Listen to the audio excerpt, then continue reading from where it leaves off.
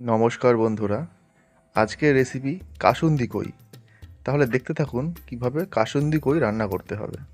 প্রথমে কই মাছগুলোকে ভালো করে তেলে সুন্দর করে ভেজে নিন। ভাজার পর সেগুলোকে তুলে নিন।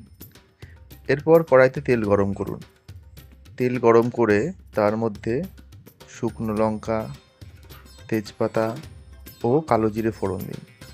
এরপর পেঁয়াজ বাটা দিন। পেঁয়াজ বাটা দিয়ে বেশ ভালো করে সেটাকে ভাজুন। নেড়ে চেড়ে ভাজতে থাকুন। পেঁয়াজ ভাজতে ভাজতে পেঁয়াজ বেশ ভাজা ভাজা হয়ে এলে একটু সোনালি রং ধরলে তার মধ্যে আগের থেকে কুচি করে রাখা টমেটো দিন।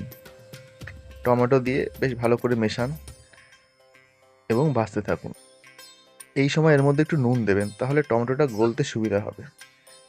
আর যদি টমেটো পুরো শুকিয়ে যায়, অল্প একটু জল দিতে পারেন। জল দিলে কি হয়, টমেটোটা তাড়াতাড়ি সিদ্ধ হয়। এরপর একটু নেড়েচাড়া করে দিয়ে টমেটোটাকে ঢেকে দিন। মিনিট দুই ঢাকা রাখলে পরে দেখবেন টমেটো পুরো গলে গেছে। এরপর সেটাকে বেশ ভালো করে ভাজুন যতক্ষণ না সমস্ত কাঁচা গন্ধ চলে যায়। এই পর্যায়ের মধ্যে একটু হলুদ দিতে পারেন, আর দিন একটু কাশ্মীরি লঙ্কার গুঁড়ো। দিলে রঙটা ভালো হবে এবং সুন্দর ফ্লেভারও আসবে। এরপর ভালো করে ভাজতে ভাজতে যখন এই রকম কড়াইয়ের থেকে পুরো মশলাটা ছেড়ে আসবে, তখন বুঝবেন যে এই ভাজাটা সম্পূর্ণ হয়ে গেছে। এই সময় খুব সুন্দর গন্ধও পাবেন এবং দেখবেন বেশ রঙটা গাঢ় হয়ে এসছে।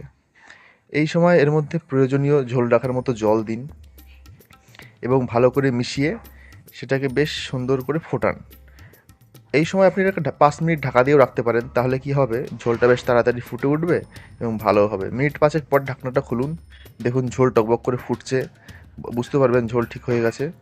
এই সময় এর মধ্যে আগের থেকে ভেজে রাখা মাছগুলো দিয়ে দিন। মাছগুলো দেওয়ার পর বেশ ঝোলের সাথে ভালো করে মিশিয়ে দিন। মিশিয়ে দিয়ে বেশ ভালো করে ফোটান। এই সময় মাছগুলোকে একবার ঢাকা দিয়ে দিন। ঢাকা দিলে কি হবে, বেশ তাড়াতাড়ি ফুটে উঠবে এবং সমস্ত ফ্লেভার সব কিছু এর মধ্যে মাছের মধ্যে একসাথে ঢুকে যাবে। আপনি ঢাকা দিয়ে বেশ মিনিট 5 ফোটান, ততক্ষণে ঝোল তৈরি হয়ে যাবে।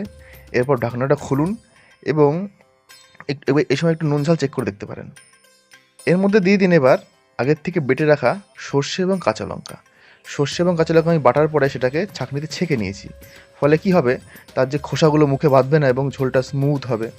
এই যে বলেছি না কাসুন্দি কই, রান্নার পরে বেটা ছেঁকে দিলে পরে একদম কাসুন্দির মতোই দেখতে লাগবে এবং খেতেও কাসুন্দির মতো লাগবে। এই সময় এর মধ্যে কয়েকটা চেরা কাঁচা লঙ্কা দিয়ে দিন, এতে ঝাল ফ্লেভার দুটোই হবে এবং বেশ সুন্দর এবং ভালো করে মিশিয়ে ফোটাতে থাকুন। ফোটাতে ফোটাতে ঝোল ঘন হয়ে এলে তখন উপরে দেখবেন হালকা তেলটাও ভেসে উঠেছে এবং আপনি বুঝতে পারবেন যে রান্না হয়ে এসেছে।